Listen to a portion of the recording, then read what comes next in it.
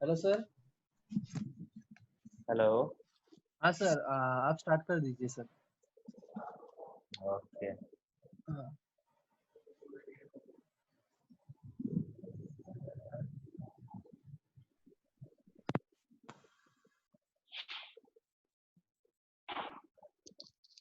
Hello, जो लोग जुड़े हैं उनको सुनाई दे रहा है? हाँ, देखो, पिछली क्लास में हमने क्या पढ़ा था? हम मेजरमेंट कर रहे थे, एक्चुअली मेजरमेंट कर रहे थे लार्ज डिस्टेंसेस का। ये जो लार्ज डिस्टेंसेस हैं इनको मेजर करने के लिए हमने पढ़ा था, एक लाइट ईयर पढ़ा था, एक एस्ट्रोनॉमिकल यूनिट पढ़ा था, एक परसेक पढ़ा था। आज उसी कैटेगरी में एक आता है पैरेलक्स मेथड। तो जितने भी लार्ज डिस्टेंसेज हैं उनमें सबसे ज़्यादा डिस्टेंस, हम अगर बहुत ज़्यादा डिस्टेंस मेजर करना होता है तो उसके लिए हम यूज करते हैं ये मेथड, पैरेलक्स मेथड यूज करते हैं।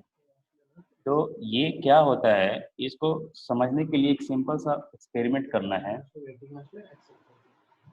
आपने क्या करना है कि चांद को कभी देखे हो आसमान में? ऐसा करना, कल या परसों जब चांद और थोड़ा सा बड़ा दिखने लगेगा तो अपने छत पे जाना, देखना। पहले राइट आईज को बंद करके ना उसको देखना, फिर उसके बाद लेफ्ट को बंद करके देखना।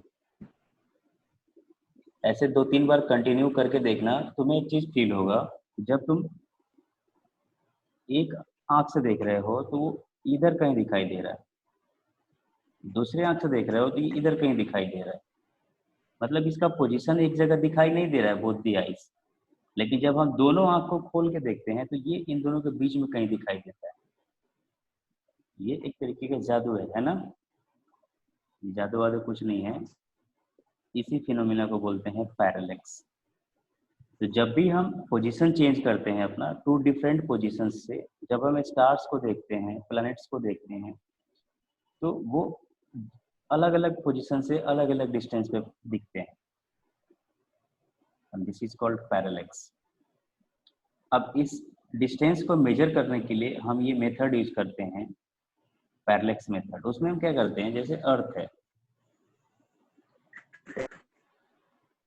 तो अर्थ के ऊपर से, अर्थ के सरफेस से हम दो जगह टेलीस्कोप सेट करते हैं। सपोज करो यहाँ एक टेलीस्कोप हमने लगाया, ऐसे ऐसे यहाँ एक टेलीस्कोप लगाया और यहाँ पे इस पोजीशन पे एक टेलीस्कोप लगाया, ठीक है।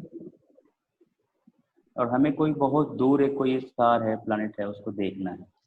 सपोज वो यहाँ पे, तो जब यहाँ से देखोगे तो वो यहाँ नहीं दिखेगा, इस लाइन में इधर कहीं इसका वर्चुअल एक पोजीशन दिखेगा यहाँ पे। जब यहाँ से देखोगे तो वो यहाँ नहीं दिखेगा, इसी लाइन पे इधर कहीं वर्चुअली इसका एक पोजीशन दिखेगा, ठीक है। तो हम करते क्या है, हमें पता होता है कि यहाँ पे जो एंगल बन रहा है टेलीस्कोप का कितना है, यहाँ पे एंगल बन रहा है टेलीस्कोप का कितना है। उसके बाद हम ये ज्वाइन करते हैं, यहाँ पे एक आर्क आता है, ठीक है। तो इसे सपोज करो हमने बी मान लिया, स्मॉल बी मान लिया, ठीक है। ये पोजीशन ए है, ये पोजीशन बी है, जहाँ से हम ऑब्जर्व कर रहे हैं इस स्टार को। और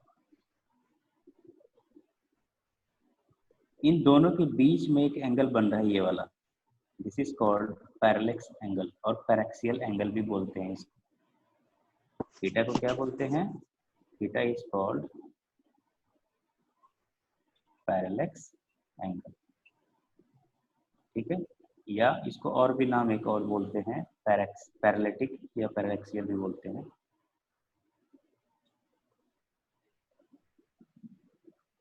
ये इसको बोलते हैं, ठीक है। तो हमारे पास ये स्टार मिल गया, दोनों दो डिफरेंट पोजीशंस अर्थ पे हैं, तो हमने इसको मेजर कर लिया, बी है। हमें पता करना है कि ये डिस्टेंस कितना है, ठीक है। उसके लिए हम ये मान लेते हैं कहीं से एक वाला, ये डिस्टेंस डी है, ये भी डिस्टेंस डी होगा, ठीक है। एक चीज बताया था तुम लोगों को पिछले क्लास में कि जब हम एक सर्कल ऐसे ड्रॉ करते हैं तो यहाँ से ये रेडियस को, अगर सपोज ये ओ है और ये पॉइंट पी है, जब मैं यहाँ से स्वीप करके इधर कहीं जाता हूँ, पोजीशन चेंज करता हूँ, तो यहाँ एक एंगल बनता है थीटा और ये आर्क बनता है एस और ये रेडियस है आर। तो क्या बोला था, theta is equal to arc length upon radius, ये बोला था। हाँ। तो अर्थ पे ये तुम्हें दिख रहा होगा कि मैंने स्ट्रेट लाइन ऐसे ड्रॉ किया है, लेकिन एक्चुअल में अर्थ का शेप क्या है, वो जियोइड है, एक स्फीयर जैसा मानो। तो जब तुम सरफेस पे ऐसे चल के जाओगे तो क्या तुम स्ट्रेट लाइन में जाओगे या ऐसे ऐसे आके फिर ऐसे जाओगे, कैसे जाओगे, एक आर्क पे जाओगे या एक स्ट्रेट लाइन पे जाओगे। जस्ट इमेजिन करो इस चीज को, जब तुम अर्थ के सरफेस पे चलोगे, यहाँ से यहाँ जाओगे, तो तुम्हें क्या दिखेगा, स्ट्रेट लाइन पे जाओगे या एक आर्क पे ऐसे जाओगे, ऐसे आर्क पे। आर्क पे जाओगे। तो ये वाला पार्ट हो गया arc, A B is arc. तो ए बी क्या है, एक आर्क है और इसके अपोजिट एंगल थीटा बन रहा है। तो हम ये वाला कंसेप्ट यूज कर सकते हैं। तो यहाँ से हम निकाल सकते हैं theta is equal to arc, कौन सा, बाई, हाँ बाई, अभी कैपिटल डी लिख देते हैं, ठीक है। अब ये इसको हमने क्या माना है, बी माना है। B is the distance between two observations on the अर्थ।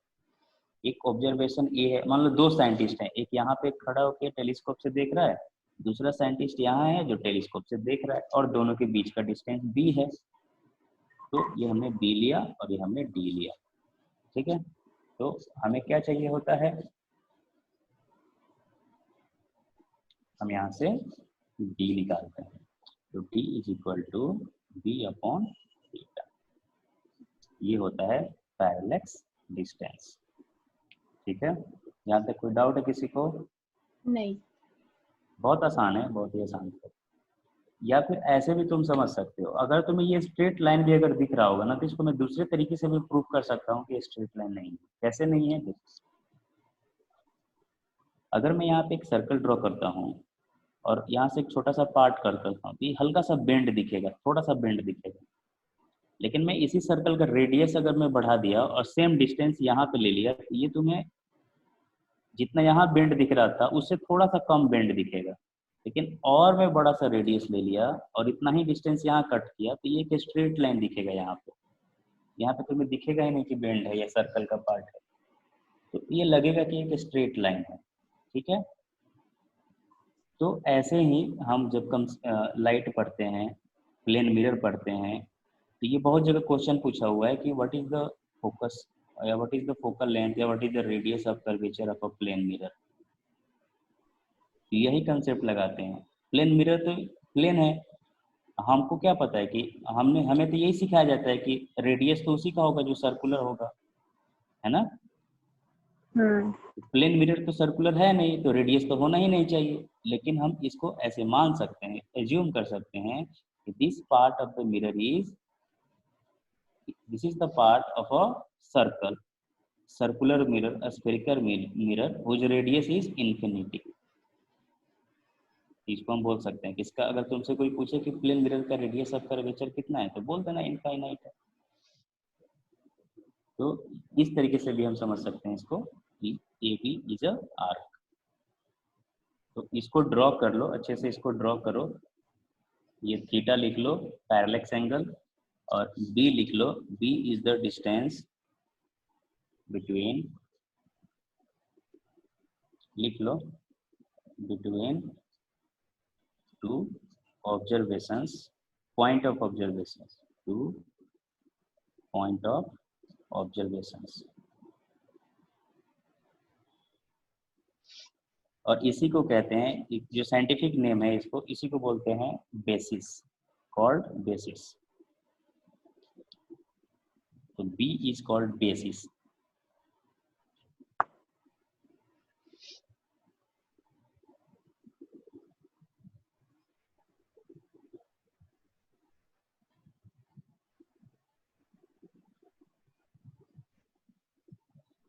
इसको ड्रॉ करो, फिर मैं स्टेटमेंट लिखवाता हूँ।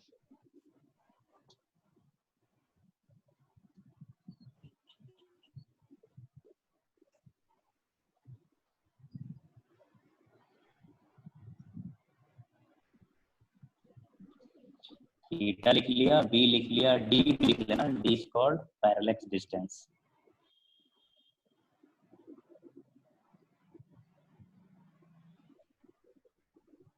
या ऐसे भी बोल सकते हैं, distance of the star from the earth.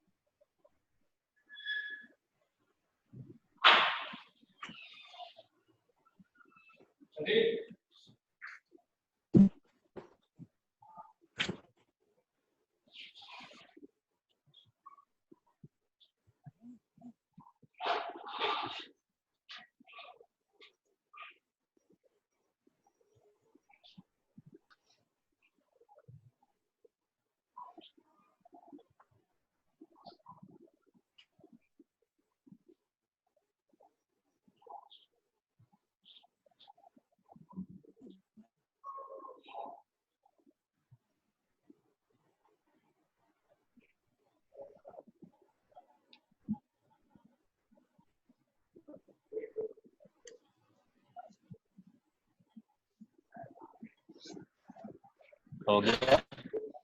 हाँ सर। ओके, राइट स्टेटमेंट लिखिए।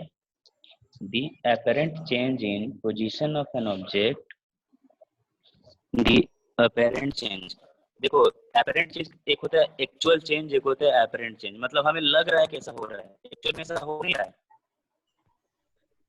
प्लैनेट तो यहाँ पे है लेकिन हमें दिख रहा है कि यहाँ है, इधर से देख रहे हैं तो यहाँ दिख रहा है, तो इसको बोलते हैं apparent change। ठीक है, the apparent change in position of an object, the apparent change in position of an object due to change in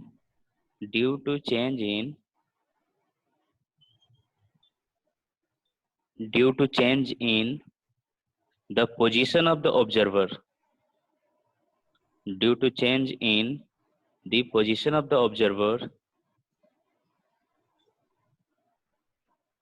is called parallax,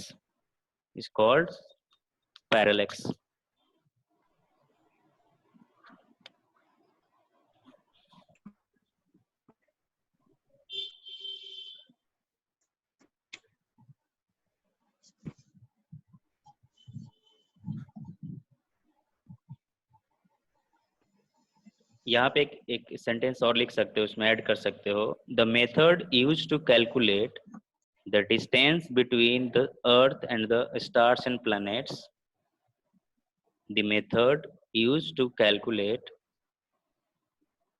the method used to calculate distance between the earth and the planets, planet से star कुछ भी हो सकता है, planet से star लिख देने से। The method used to calculate distance between the earth and the planets is called parallax method, is called parallax method.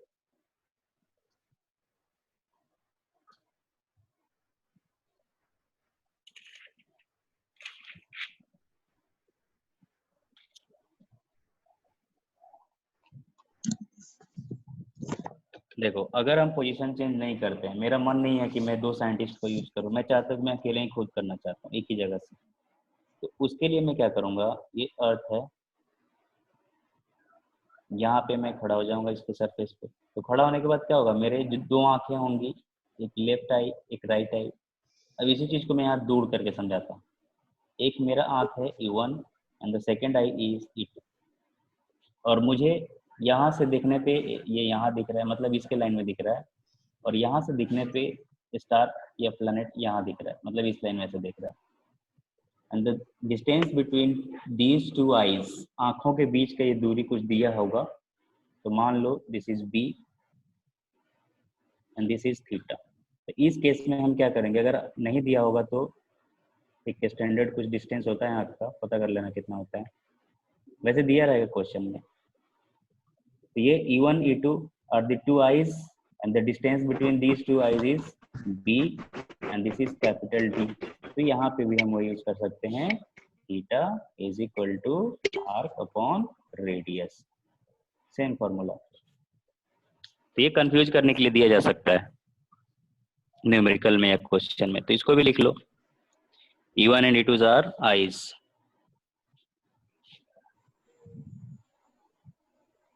और इसी यहाँ पे ये बेसिस हो जाएगा, basis is the distance between these 2 eyes.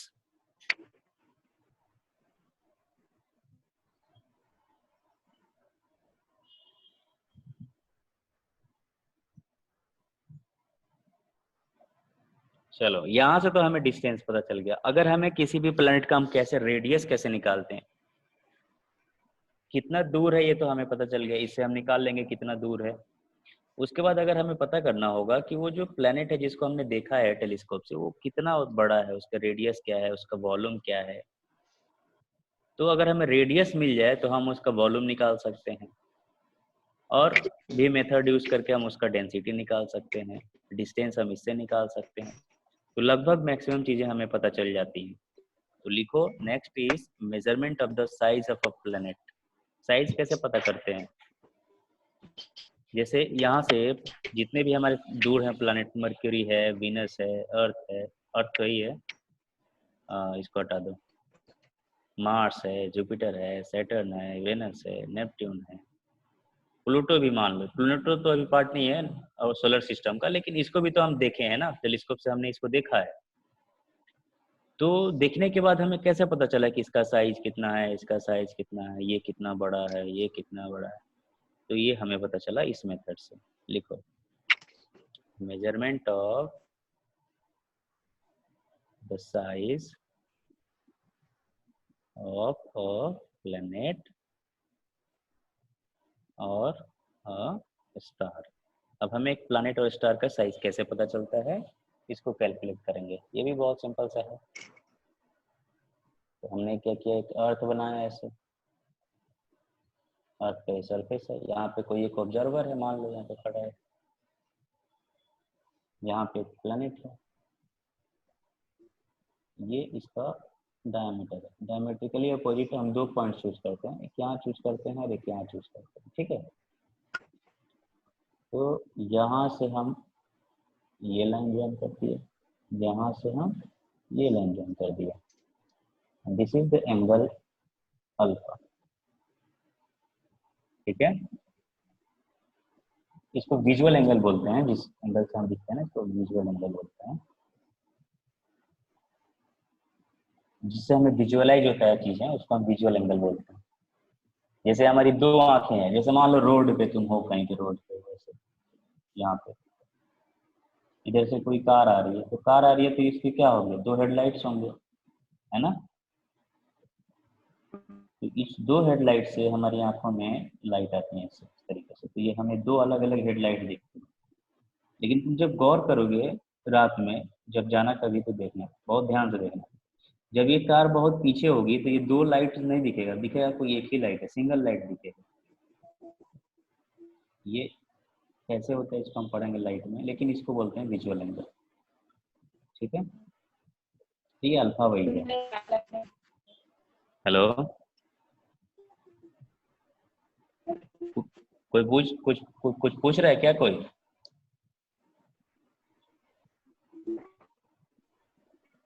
तो ये हमें अल्फा मिल गया, और हमने पिछले वाले मेथड से हमने ये कैलकुलेट कर लिया है कैपिटल डी, हमें ये पता है कैपिटल डी पता है इस वाले मेथड से, ये हमने एंगल पता कर लिया। अब हमें क्या चाहिए, इसका डायमीटर पता चाहिए। इसको let the diameter is small D. ठीक है, तो यहाँ पे भी वही लगाएंगे, theta is equal to arc length upon radius. ठीक है, तो क्या आ जाएगा, आर्क लेंथ ये डी हो जाएगा, रेडियस क्या आ जाएगा, कैपिटल डी हो जाएगा। ये हमें पता है, अर्थ पे है तो हमें पता है, हम मेजर कर सकते हैं इसको, जिस इंस्ट्रूमेंट से हम मेजर कर रहे हैं। यहाँ पे टेलीस्कोप ऐसे रखा हुआ है, इनिशियली मान लो टेलीस्कोप ऐसे रखा है, अब तुम कितने एंगल पे रोटेट कर रहे हो ये तो तुम्हें पता चल ही जाएगा। तो टेलीस्कोप को जैसे रोटेट करोगे तो ये एंगल पता चल जाएगा, ये पॉइंट हमें पता चल गया है। अब हमें यही तो निकालना है, ये निकालने के लिए हम ये फॉर्मूला यूज कर देंगे, और ये डी हमने निकाल लिया है पैरेलक्स मेथड से। We know D, we know alpha, so we can calculate diameter of the planet. ठीक है, तो लिख लो इसको।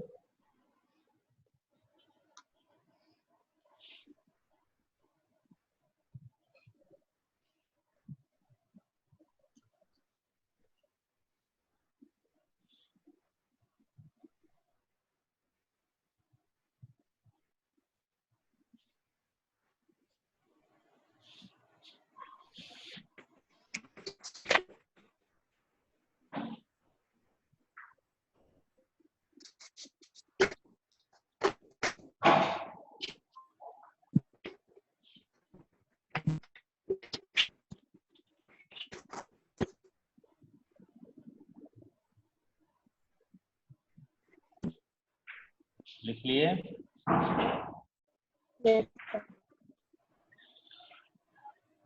देखो ये तो लार्ज डिस्टेंसेस हो गए, अगर हमें स्मॉल डिस्टेंसेस मेजर करने हो तो हम कैसे करते हैं, बहुत छोटे छोटे डिस्टेंस भी हम मेजर करते हैं, माइक्रोस्कोप यूज करते हैं, इलेक्ट्रॉन माइक्रोस्कोप, कंपाउंड माइक्रोस्कोप, ये बहुत सारे माइक्रोस्कोप हैं उनको यूज करके छोटे छोटे डिस्टेंसेस भी मेजर करते हैं। तो लिखो मेजरमेंट ऑफ स्मॉल डिस्टेंसेस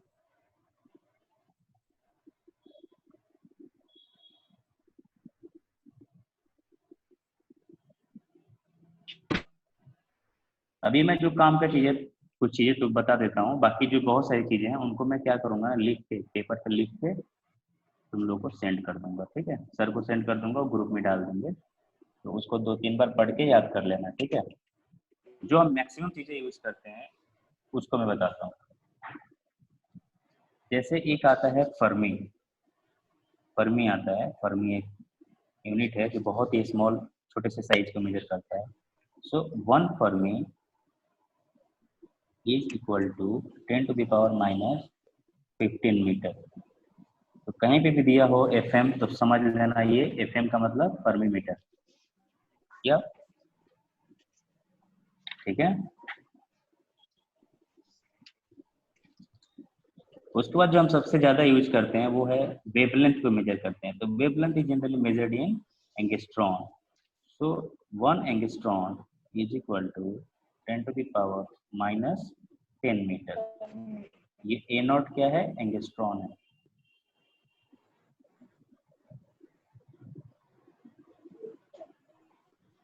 उसके बाद जो हम सबसे ज्यादा यूज करते हैं, तो हमने सुना होगा नैनो, है ना, नैनो कार आई थी, तो ये नैनोमीटर है, इसको हम बहुत ज्यादा यूज करते हैं। ये नैनोमीटर आता है 10⁻⁹। तो नैनो मतलब 9 याद रखना। ठीक है,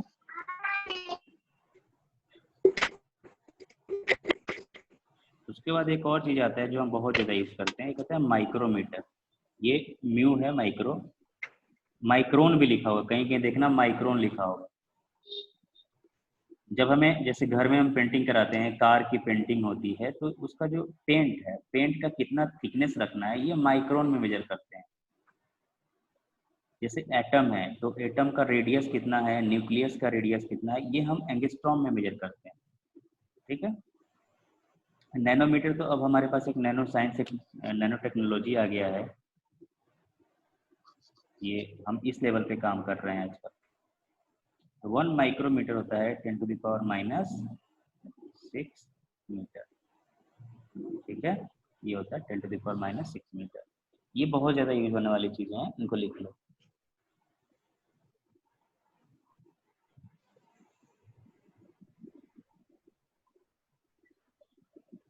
और भी चीज़ें हैं जिनको मैं लिख के एक पेपर पे पूरा दे दूंगा, तुम देख लेना, याद कर लेना, लेकिन ये बहुत ज़रूरी है, इसको तो याद ही रखना है।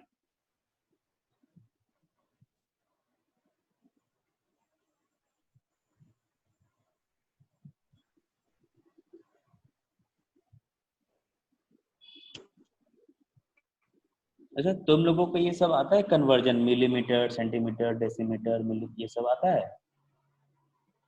हाँ तुम्हें जैसे अगर मैं पूछूं कि 10 millimetre is equal to how many kilometre, ऐसे मैं दे दिया, ये कर लोगे कन्वर्जन? ऐसे नॉर्मली मैं मतलब पूछ रहा हूँ, इसको मैं बताऊंगा जब मैं जब पढ़ाऊंगा ना, डायमेंशन पढ़ाऊंगा, उसके बाद कन्वर्जन पढ़ाऊंगा, तो वहाँ तो मैं बता ही दूंगा, लेकिन ऐसे जनरल नॉलेज के लिए पूछ रहा हूँ, तुम कर सकते हो अभी? हाँ ठीक है। जैसे हम अभी पढ़े हैं ना, एमके सिस्टम पढ़े हैं शुरू में, सीजीएस सिस्टम पढ़े हैं, एसआई यूनिट सिस्टम पढ़े हैं, ये सब कन्वर्ट करेंगे। जैसे एसआई यूनिट में दिया होगा तो उसको हम कन्वर्ट करके सीजीएस में लाएंगे, सीजीएस में दिया होगा तो एमकेएस में लेके जाएंगे या एसआई में लेके जाएंगे। ये कन्वर्जन भी इम्पोर्टेंट है। न्यूमेरिकल्स देता है तो क्या करेगा, कुछ चीज़ें सीजीएस यूनिट दे देगा, कुछ एसआई यूनिट दे देगा, और उसको ध्यान से अगर सोल्व नहीं करोगे तो गलत हो जाएगा। या तो सबका सीजीएस ले लो या सबका एसआई ले लो। चलो इतना हो गया।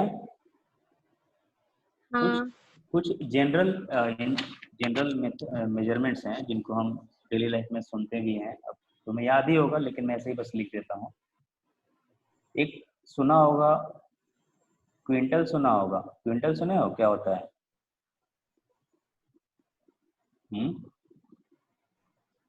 सो 1 quintal is equal to 100 kg। एक आता है मैट्रिक टन, तो 1 metric ton is equal to 10⁻³ kg, मतलब 1000 kg। उसके बाद एक चीज और सुना होगा, बहुत ज्यादा सुना होगा, हेक्टेयर सुना होगा कि इतना हेक्टेयर लैंड किसानों को दिया गया या इतना हेक्टेयर माफ कर दिया। मतलब न्यूज न्यूज में आते रहता है, हेक्टेयर एक वर्ड है जो मेजरमेंट लैंड वगैरह से आता है, रिलेटेड है लैंड को मेजरमेंट से।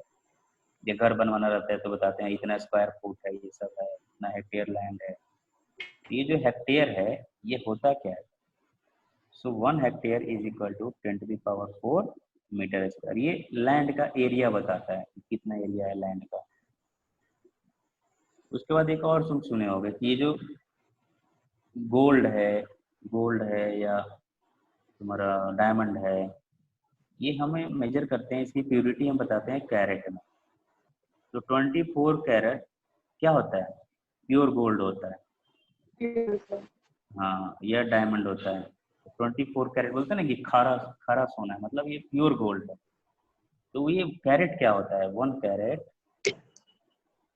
इज इक्वल टू 200 मिलीग्राम होता है, ठीक है। 1 carat is equal to 200 milligram, इसको लिख लो। एक चीज और सुना होगा, एटमॉस्फेरिक प्रेशर से रिलेटेड बहुत बार सुना होगा, बार है, पास्कल है। तो 1 bar is equal to 10⁵ pascal, ये भी लिख लो। कुछ और भी चीजें हैं जो रूरल मतलब गांव में यूज होती हैं, या घर बनाते हैं, जैसे गज है, फीट है, फुट है, ये सब सुने हो?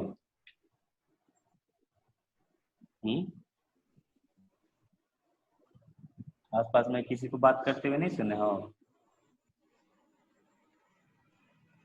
हेलो, जवाब तो दो, सुने हो या नहीं सुने हो?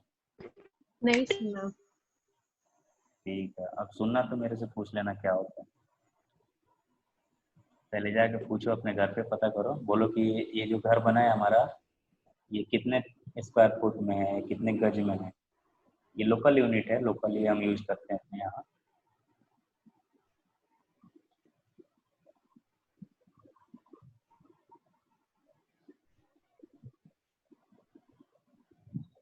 तो इतना हो गया। चलो एक क्वेश्चन लिखो, एक क्वेश्चन सॉल्व करते हैं।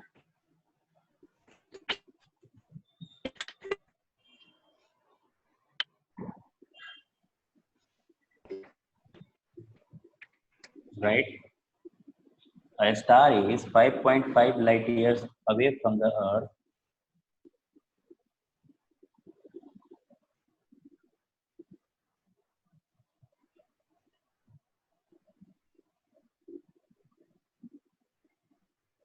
A star is 5.5 light years away from the Earth.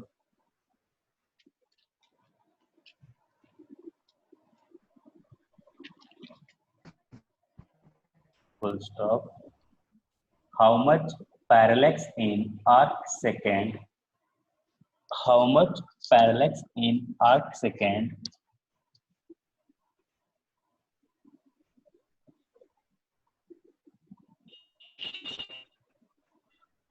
how much parallax in arc second will it subtend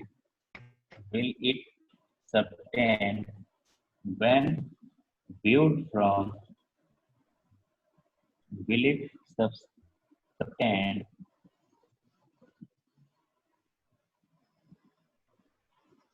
when viewed from two opposite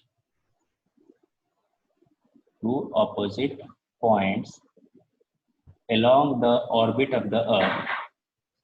Along the orbit of the Earth. ये जो अर्थ का orbit है, इसके to diametrically opposite point से देखा गया है, ए और बी से। यहाँ एक स्टार है जो 5.5 लाइट ईयर, मैं सोल्व करूंगा, तुम्हें नहीं करना है, ठीक है। ये क्वेश्चन ये कह रहा है कि ये यहाँ से एक स्टार को कोई देख रहा है यहाँ पे, ठीक है। तो अब हमें इसे सोल्व करना है, तो देखो मैं कैसे करता हूँ। तो सपोज यहाँ से कितना होगा, ये डिस्टेंस हमने पढ़ा है, ये 1 एस्ट्रोनॉमिकल यूनिट होता है, इधर भी 1 एस्ट्रोनॉमिकल यूनिट हो जाएगा।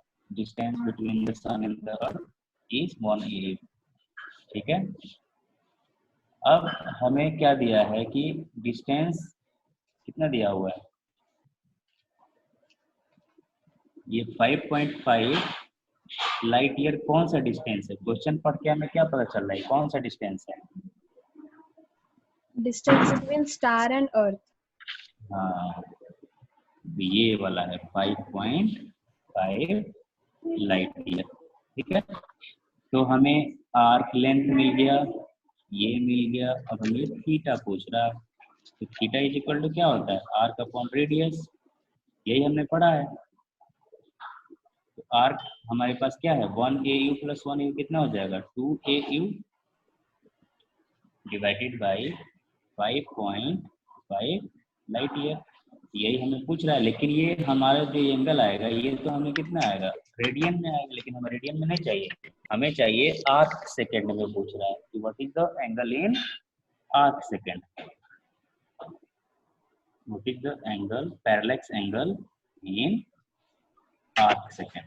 तो पहले हम रेडियन में निकालेंगे, फिर उसको कन्वर्ट कर लेंगे। तो देखो क्या करना है, वैल्यू रख देना है चुपचाप।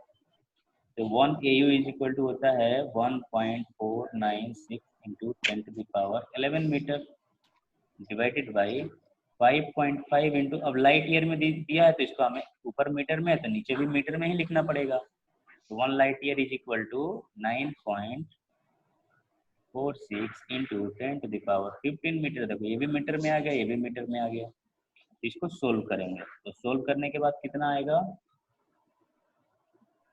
मैं कैलकुलेटर से करके देखता हूँ, तुम लोग खुद से करके देखना इसको, वैसे वैसे करता हूँ। देखो इसको सोल्व कैसे करते हैं, एग्जाम में तो कैलकुलेटर अलाउ नहीं होता है। तो ये 10⁻15 ऊपर जाएगा तो इसमें से माइनस होगा, और ये तो सिंपली मल्टीप्लाई कर देंगे। 6 टू जा कितना होता है,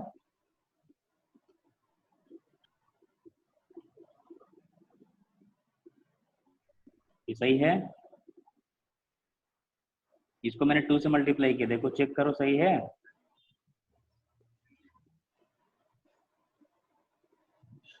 सही है।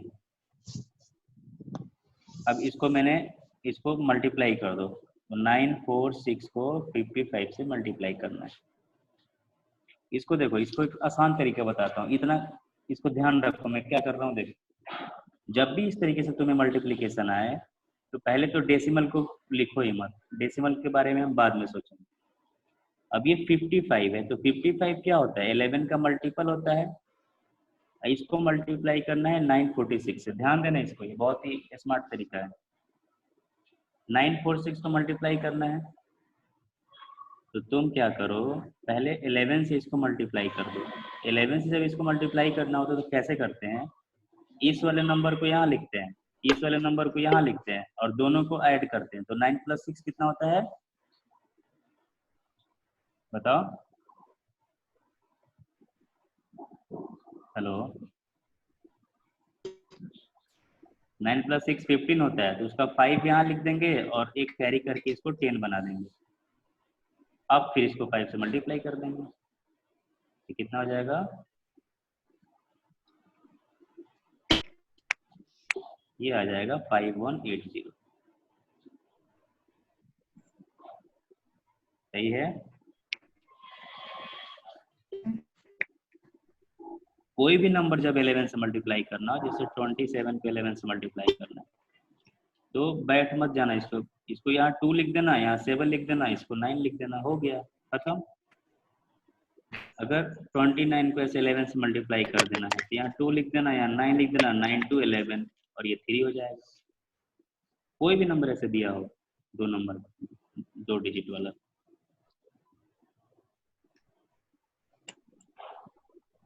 अच्छा 2 डिजिट वाला नहीं, 3 डिजिट है, 3 डिजिट है। इसको हम दूसरे तरीके से करेंगे, रहने दो इसको, सॉरी। इसको डायरेक्ट मल्टीप्लाई करो, इसका मेथड मैं बाद में बताऊंगा। 6 25 30 हो जाएगा।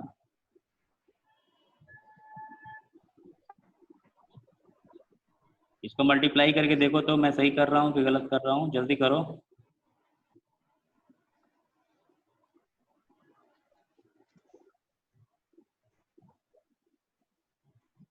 देखो चेक करो, क्रॉस चेक करो, ये सही आ रहा है।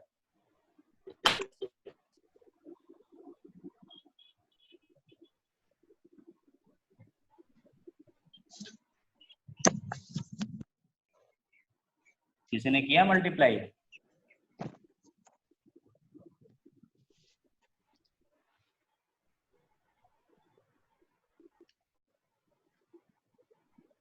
तो डेसिमल हटा के मल्टीप्लाई कर देना है, फिर डेसिमल लगाना है, तो 1 2 3 1 2 3 यहाँ डेसिमल लगा देना है, तो ये आ जाएगा 520.305 इंटू 10 टू द पावर, अब ये 11 है, 15 है, तो ऊपर जाके -4 हो जाएगा।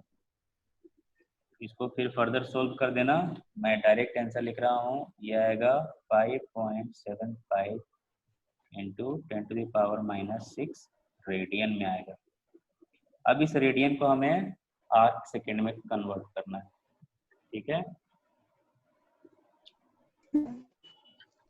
तो इसको कन्वर्ट करने के लिए हमें क्या करना पड़ेगा,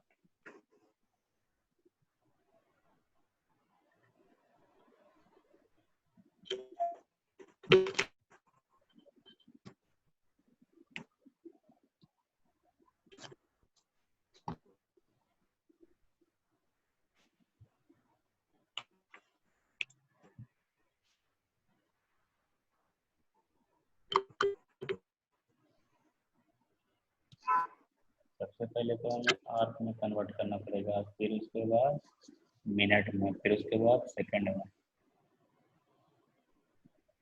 आर्क में कन्वर्ट कर देता हूँ तो ये हो जाता है 57.297 इंटू मिनट में करेंगे 60 इंटू सेकंड में करेंगे 60, ये आ जाता है आर्क सेकंड।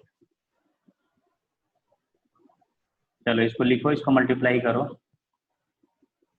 तो 5.75 को रेडियन से हटाने के लिए हमें क्या करना पड़ेगा, 1 आर्क सेकेंड से मल्टीप्लाई करना पड़ेगा।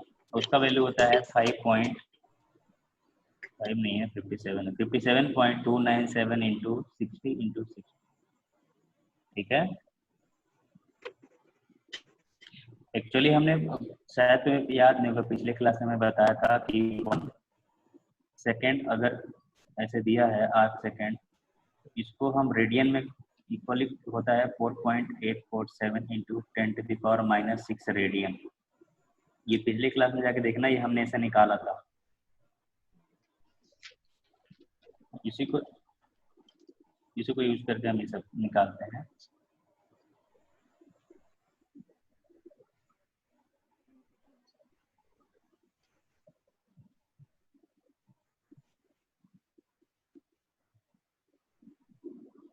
तो ये फाइनली आंसर आएगा, जो भी हमारा आंसर आएगा 1.186 आर्क सेकेंड।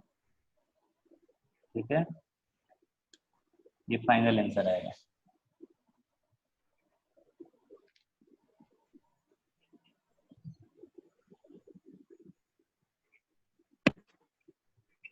कंसेप्ट में कोई प्रॉब्लम नहीं है, बस यही करना था। प्रॉब्लम कहाँ है, यहाँ मैथमेटिकल कैलकुलेशन में। ये धीरे धीरे जब मैथ्स तुम्हारा स्ट्रांग होते चला जाएगा, तुम खुद ही ये करते चले जाओगे, इसका अभी टेंशन नहीं लेना है। अभी तुम्हें पूरा मैथ्स पढ़ना है। ये मैथमेटिकल कैलकुलेशन है, इसमें कोई फिजिक्स नहीं लग रहा है। आगे बढ़ते हैं, नेक्स्ट टॉपिक लिखो, मेजरमेंट ऑफ मास।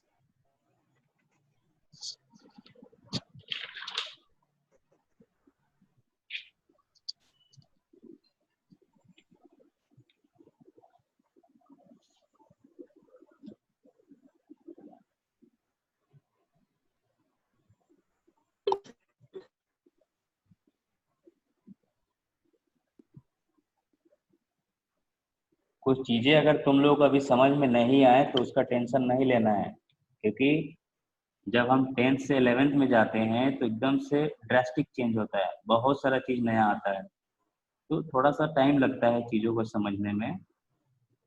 तो उसके लिए टेंशन नहीं लेना है।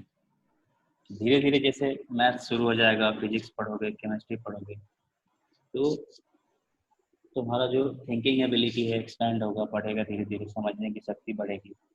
इन 2-3 महीने बाद तुम्हें मैक्सिमम डाउट जो अभी हो रहे होंगे वो सब खत्म होने लगेंगे धीरे धीरे।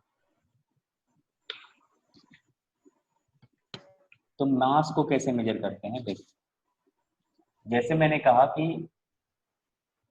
पहले जब राजा होते थे, उससे पहले जब लोग नोमैडिक्स थे, तो कैसे यूज करते थे इंस्ट्रूमेंट को।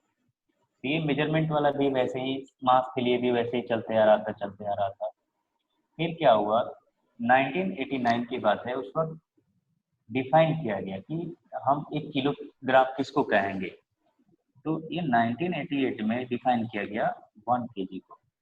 और ये 1 kg होता क्या है कि जो International Bureau of Weights and Measures है, जो मैंने बताया था तुमको, पेरिस में है, वहां पे एक एलॉय बनाया है प्लेटिनम का इरिडियम के साथ, एक एलॉय है।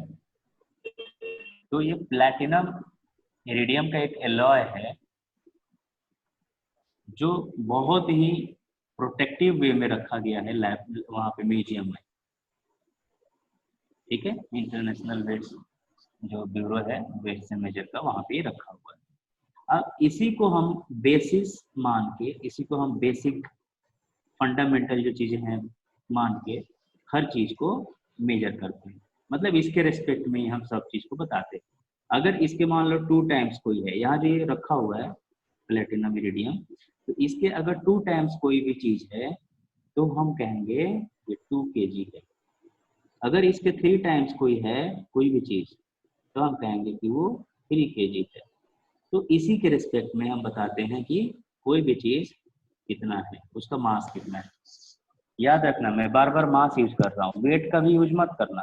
मास मेजर करते हैं किलोग्राम में, वेट मेजर नहीं करते हैं। वेट को मेजर करते हैं न्यूटन में, और न्यूटन इज द फोर्स। तो weight is actually force. and mass is the constituent amount of substance. जैसे अगर मैं बोलूं कि मेरे पास राइस है 1 kg, तो ये राइस 1 kg का मतलब ये है कि राइस के हमारे पास कंस्टिट्यूएंट्स हैं, इसके राइस के पार्टिकल्स हैं हमारे पास 1 kg। अगर मैं कहूं कि मेरे पास एक राइस है जिसका वेट है 1 न्यूटन, तो इस राइस का वेट 1 न्यूटन का, इसका मतलब ये है कि ये नियरली 10 kg के बराबर होता है। तो 1 newton of weight of rice is nearly equal to 10 kg of rice. ये चीजें हैं, दोनों अलग अलग चीजें हैं।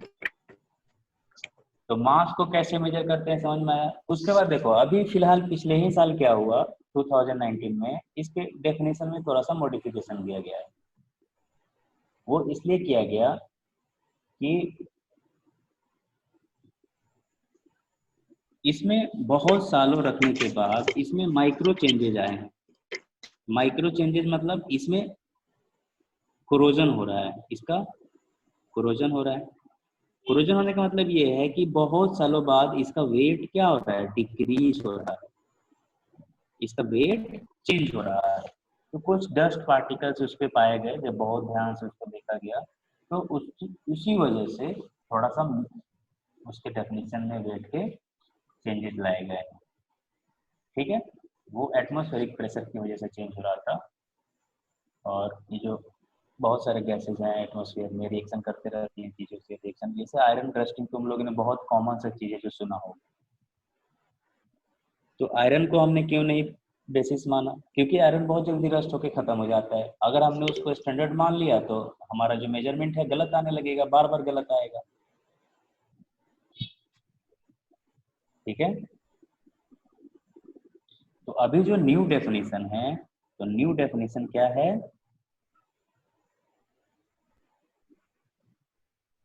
so it is measured, means mass is measured in terms of इसमें magnitude of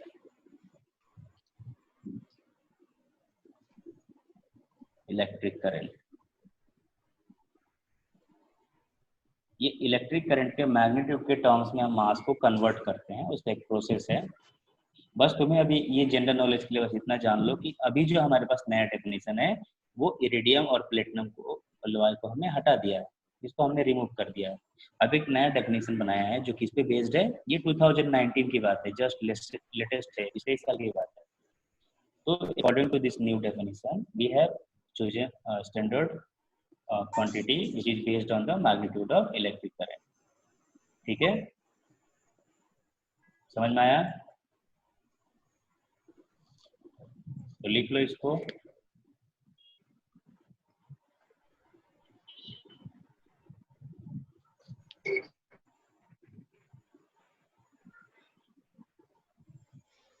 अभी मैं पता है नहीं बता रहा हूँ क्योंकि इसमें इलेक्ट्रोमैग्नेटिज्म आ जाएगा।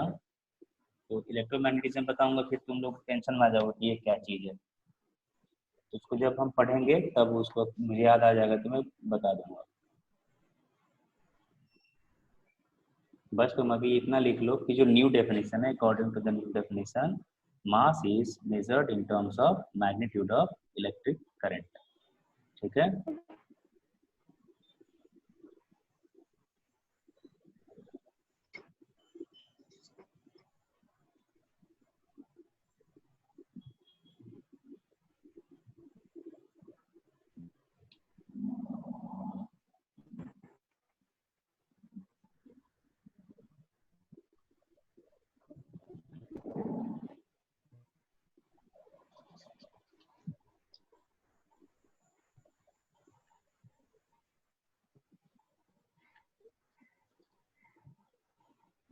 लिख लिया। हाँ। अब यहाँ पे भी देखो, अब हमारे पास क्या है, कुछ लार्ज मासेज है जिसको हम क्विंटल, मैट्रिक। हेलो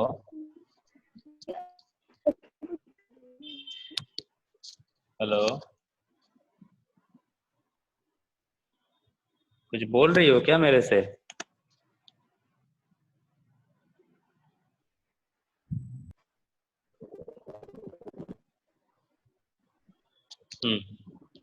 तो यहाँ पे भी जब हम मास को मेजर करते हैं तो यहाँ पे भी क्या होता है, लार्ज मास होते हैं, स्मॉल मास होते हैं, ठीक है। जैसे अगर मैं तुम्हें कहूँ कि आके मार्केट से कुछ लेके आओ तो तुम्हारे पास ऑप्शन है, मास 1 kg, 1 ग्राम, 500 ग्राम, 250 ग्राम, इस तरीके से मेजर करके लेके आ सकते हैं। लेकिन मैं ये कहूँ कि जो वाटर मॉलिक्यूल है, वाटर मॉलिक्यूल H2O है, इसका मास बताओ कितना है? अगर मैं कहूँ कि मेरे पास सोडियम है, इस सोडियम का मास बताओ, एक सोडियम एटम का, तो कैसे मेजर करोगे? तो यहाँ पे हमारे पास क्या है, according to the need, according to the need we choose convenient unit, ठीक है। हम कन्वीनियंट यूनिट चूज करते हैं और कन्वीनियंट स्केल चूज करते हैं। जैसे अगर मैं कहूँ कि तुम अर्थ से जाके मून का डिस्टेंस मेजर करके आओ, तो तुम क्या करोगे? बोलोगे कि भाई एक दोस्त को बुलाओगे, बोलोगे ऐसा करो, तुम यहाँ पे ये जो मीटर है ना, इसको पकड़ के रखो और मैं ये उड़ के जाता हूँ मून पे, और पता चल जाएगा कितना डिस्टेंस है। तो इसको हम मीटर स्केल से मेजर कर सकते हैं क्या, अर्थ और मून को? नहीं कर सकते। तो इसके लिए हमने क्या किया, लाइट ईयर निकाला कि लाइट ईयर से हम कर सकते हैं।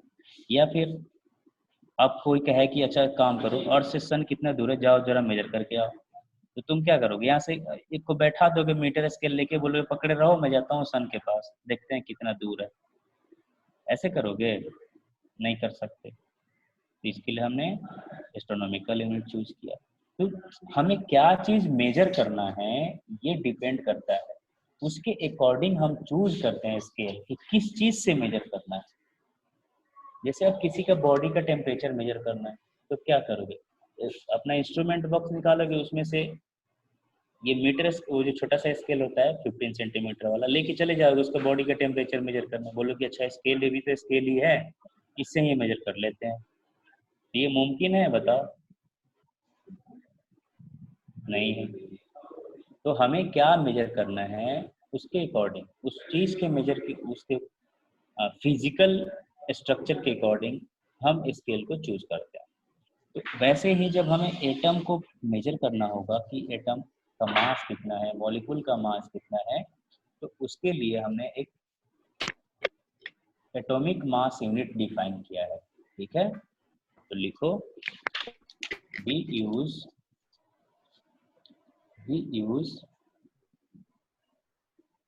atomic mass unit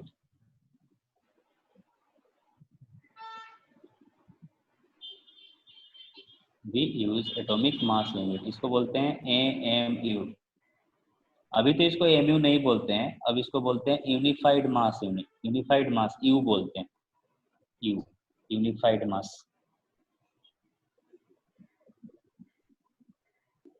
मास, ठीक है।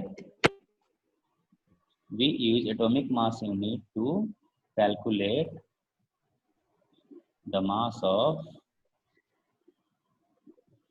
an atom और मॉलिक्यूल। एटम और मॉलिक्यूल के मासेस को हमें मेजर करने के लिए, पता करने के लिए हम एटॉमिक मास यूनिट यूज करते हैं। अब ये है क्या, ये देखो। पहले लोग क्या करते थे, ऑक्सीजन, पहले साइंटिस्ट ने कहा कि ऑक्सीजन को यूज करते हैं as a reference unit, as a basic reference unit. लेकिन बाद में ऑक्सीजन पता चला कि ये तो ऑक्सीजन बहुत जल्दी कंबाइंड हो जाता है चीज़ों से, और इसका सब कुछ चेंज हो जाता है बहुत जल्दी से। और ये भी पता चला कि ऑक्सीजन तो बहुत सारे ऐसे कंपाउंड में है ही नहीं, तो हमें कैसे पता चलेगा कि इसका मास कांस्टेंट है, वेरिएबल है, क्या है क्या? इसको हटा के इसकी जगह पे लाया गया कार्बन। तो जब कार्बन को लाया गया तो कार्बन के बारे में भी पता चला कि इसके तो 2 एलोट्रॉप्स हैं, एक C12 है, एक C14 है। एलोट्रॉप्स पढ़े हो 10th केमिस्ट्री में? हाँ। हाँ, तो 2 एलोट्रॉप्स होते हैं, एक C12 होता है, एक C14 होता है। तो साइंटिस्ट ने क्या किया, केमिस्ट ने C14 एटम को चूज किया, किसको? As a reference unit. We एक C12, वैसे लिखते हैं C12 एटम, कार्बन 12 एटम को लेते हैं एज ए रेफरेंस यूनिट। जैसे मास के लिए मैंने कहा कि प्लेटिनम एरिडियम लेते हैं, लाइट डिस्टेंस के लाइट का स्पीड लेते हैं, ऐसे ही ये हमारे पास एक स्टैंडर्ड यूनिट हो गया C12 एटम। अब इसी को यूज करके बाकी सारे जितने भी एलिमेंट्स हैं, एटम्स हैं, मॉलिक्यूल्स हैं, उन सब का हम मास निकालते हैं। ठीक है, तो लिखो 1 AMU atomic mass unit is equal to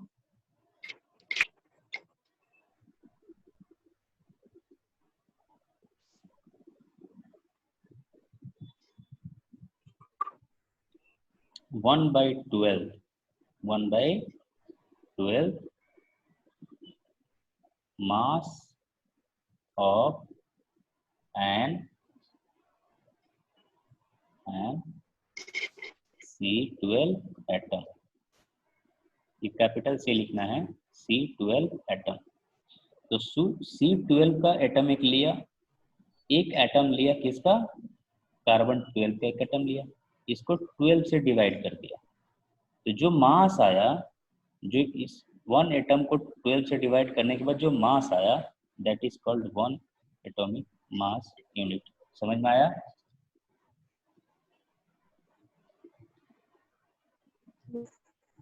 कोई है जिसको समझ में नहीं आया?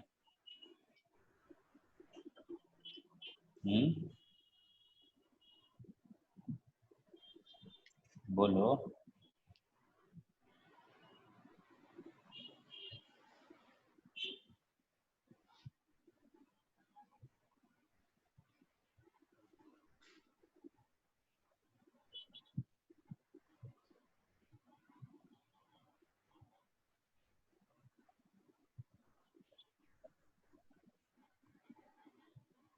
ये आदित्य कौन है? आदित्य मनोहर,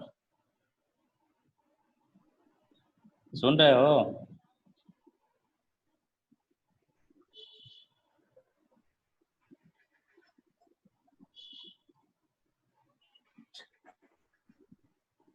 लिखो इसको, 1 atomic mass unit is equal to 1/12 mass of Nc12 atom.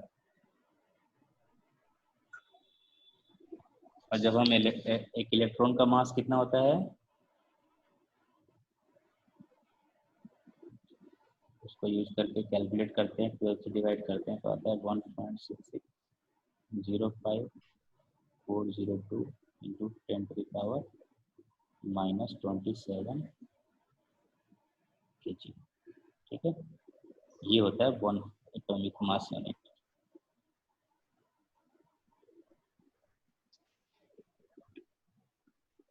ये इतना नहीं लेते हैं 1.66, जब कैलकुलेट करते हैं तो ये इतना सा 1.66 ले लेते हैं या 1.7 ले लेते हैं राउंड अप करके।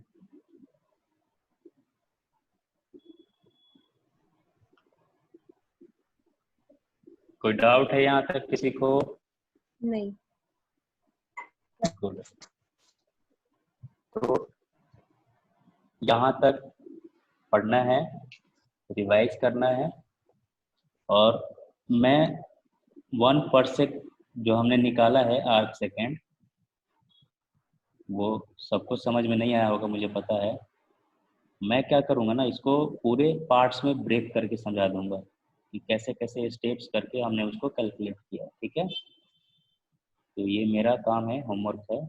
मुझे एहसास हो गया है कि तुम लोगों को समझ में नहीं आया होगा। दूसरा मैं क्या करूँगा, मैं एक पेपर पे, वाइट पेपर पे कुछ यूनिट्स लिख के भेजूंगा, मतलब लेंथ के लिए, मास के लिए। उसको तुम ऐसे ही एक पेपर पे, वाइट पेपर पे लिख के दीवार पे चिपका देना अगर जरूरत समझो तो, नहीं तो कॉपी में ही रहने देना, और इसको 2-3 बार देख के याद कर लेना, क्योंकि जब हम न्यूमेरिकल्स करेंगे तो वहाँ पे इन सारी चीज़ों का कहीं कहीं यूज होता है। जैसे ही हम आगे आगे बढ़ते जाएंगे ये चीज़ें हमें यूज होने लगी। ठीक है, तो उसके लिए मैं ऐसे लिख एक टेबल बना के भेज दूंगा, एक प्रीफिक्स लिख दूंगा, उसका यहाँ पे वैल्यू लिख दूंगा। जैसे एग्जाम्पल समझा रहा हूँ। जैसे अगर मैंने लिख दिया, प्रीफिक्स लिखा किलो, तो किलो क्या होता है, 10⁻³ होता है। अगर मैंने यहाँ पे लिख दिया माइक्रो, तो माइक्रो क्या होता है 10⁻⁻6 होता है। अगर मैंने यहाँ पे लिख दिया नैनो तो ये 10⁻⁻9 हो गया। अगर मैंने लिख दिया पिको तो ऐसे ही होता है, पिको, फेमटो, जेटो, ऑक्टो, ये सारी चीज़ होती हैं, मैं लिख के यहाँ पे भेज दूंगा। तो ये सब के सब क्या है ना, ये प्रीफिक्स है। जैसे अगर मैंने लिख दिया नैनोमीटर, ये नैनो हो गया 10⁻⁹ और ये मीटर हो गया। ऐसे मैंने लिख दिया किलोमीटर, तो किलो प्रीफिक्स है, तो इसका मतलब हो गया 10⁻³ मीटर। समझ में आया? तो ऐसे ही होता है। तो माइक्रो, नैनो, अगर मैंने लिख दिया माइक्रो सेकेंड, जैसे बहुत यूज होता है माइक्रो सेकेंड, तो इसका मतलब ये है कि माइक्रो का मतलब हो गया 10⁻⁻6 और ये सेकेंड हो गया सेकेंड। तो 1 microsecond is equal to 10⁻⁻6 second. समझ में आया? हाँ। तो ऐसे ही प्रीफिक्स देख के ही तुम्हें पता चल जाएगा कि प्रीफिक्स का मतलब क्या है। वो चीजें मैं यहाँ पे करके सेंड कर दूंगा तुम लोग को, ठीक है? और अभी तक जितना भी पढ़ाया है इसको अच्छे से पढ़ लो। अब आगे हमारे पास सिर्फ हम एक चीज़ और पढ़ेंगे, मेजरमेंट ऑफ टाइम, बस। और सारा चीज़ हम छोड़ देंगे। जो हमने 7 फंडामेंटल चीज़ें पढ़ी हैं उसमें से हम सिर्फ क्या पढ़ेंगे, measurement of length, measurement of mass, measurement of time, ये 3 चीज़ें पढ़ेंगे, ठीक है? तो ये 2 हो गया है, ये लास्ट बचा हुआ है, नेक्स्ट क्लास में कंप्लीट हो जाएगा। Okay Rahul sir?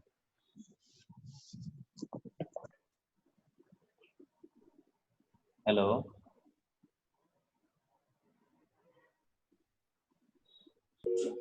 Rahul sir है ना? हाँ। राहुल बर्मन सर नहीं है क्या अभी ऑनलाइन? नहीं हेलो? सर, जो दिख तो रहे। दिख रहा है लेकिन आवाज नहीं हाँ आ है। रही है। Hello sir. हाँ सर, तो अभी तो क्लास हो गया, ओवर हो गया। हाँ हाँ, ठीक है सर। मैं आपको कुछ सेंड कर दूंगा, लिख के बच्चों को सेंड कर दीजिएगा। ओके सर, वही बता रहा था। ठीक है सर। ठीक, okay, bye. Okay sir, bye.